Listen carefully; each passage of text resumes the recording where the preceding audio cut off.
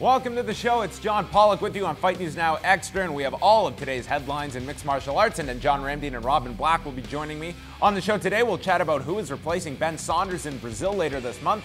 Tyrone Spong returns to action, and a big welterweight fight is brewing in the UFC.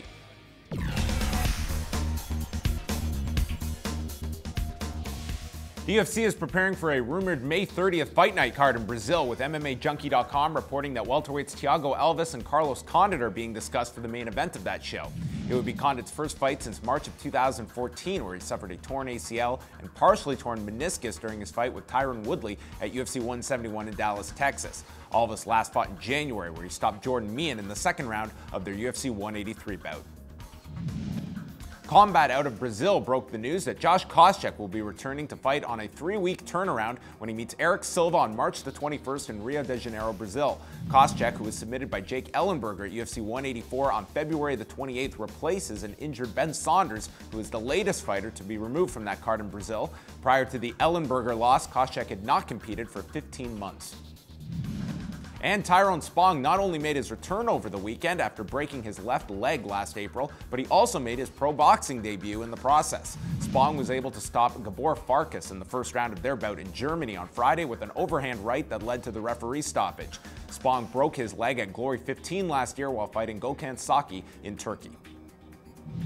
And we look ahead to this weekend and all of our UFC 185 coverage, kicking off with our preview show Saturday night at 7 Eastern with John Ramdine, Robin Black, and myself. That will take you into the TSN prelims at 8 Eastern, featuring lightweights Ross Pearson and Sam Stout on top. And then the pay-per-view kicks off at 10 p.m. Eastern. 5 fights, 2 championship fights, and then we will be back immediately after the main event with our live post-show with all of our analysis, breakdowns, and the post-fight press conference.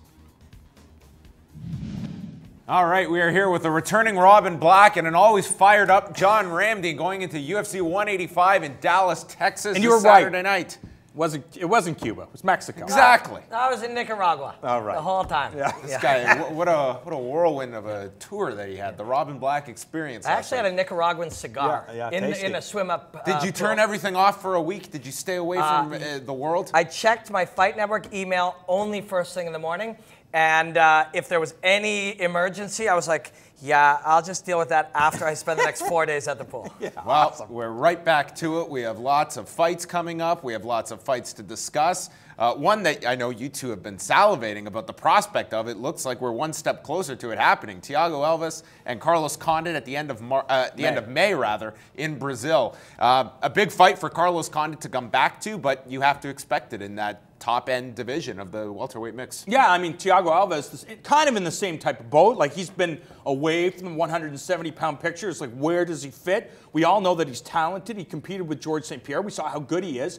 But the landscape is quickly changing. It's getting younger. It's getting faster. I think that Thiago Alves can compete, and this fight with Carlos Condit is absolutely sensational. Yeah, if I'm Carlos Condit, and they say, okay, man, you're coming back off a severe injury. What do you need in an opponent? I need a name that people know who I believe is not super dangerous to the way I fight. How about Thiago Alves? Perfect. I mean, who would you rather fight, Thiago Alves or Jordan Meehan? You know what I mean? Thiago won that fight, so he's coming off a win over a young guy, but Jordan was all over him with footwork and combinations and timing. All the stuff that Condit is good at. Plus, Condit's become super well-rounded. He's super smart. You fight Thiago Alves, it's always dangerous. Jordan found that out even while looking good against him. But it's the right fight for Condit for sure. Josh Koscheck is doing, I was shocked by this. I thought I was reading The Onion. Josh Koscheck is coming back after a 3-week layover from the Jake Ellenberger loss where, let's be honest, we talked about it. Dude did not look good in that particular fight. He is now going down to Brazil to take on Eric Silva. I give this guy top points for guts, but I don't know if this is the most well-advised fight replacement if you are Josh Koscheck and his team. Well, I don't think Josh Koscheck cares, and I think if you look stylistically, one thing we love about Eric Silva is that he tends to be reckless. He's fun to watch. He does all crazy spinning techniques, and he takes a lot of risks in his fights. And if Josh Koscheck takes advantage of that and can capitalize on one of those flashy moves, he could win in this fight. You weren't reading The Onion, but we peel this onion back a little bit. Oh, you nice. look inside. Yeah, thank you. You know what this actually feels like? We might be crying after this fight too, by the way. It burns. You know what this feels like to me? And all credit to Koscheck. We're big fans of his here at the network, and big fans of his fighting style. And the reason he got this fight over Ben Henderson is that rare occasion. One, his name is still very big, but two, where it's like, Dana, seriously, that wasn't me. I need another shot. I want this really bad. I've given you big fights and title fights and pay-per-view draws. Please let me have it. But it also feels like a guy who put $1,000 on black, and it came up red, and you're like, damn it. 2,000 on red. You know what I mean? Like, I just lost 1,000. I can win it back.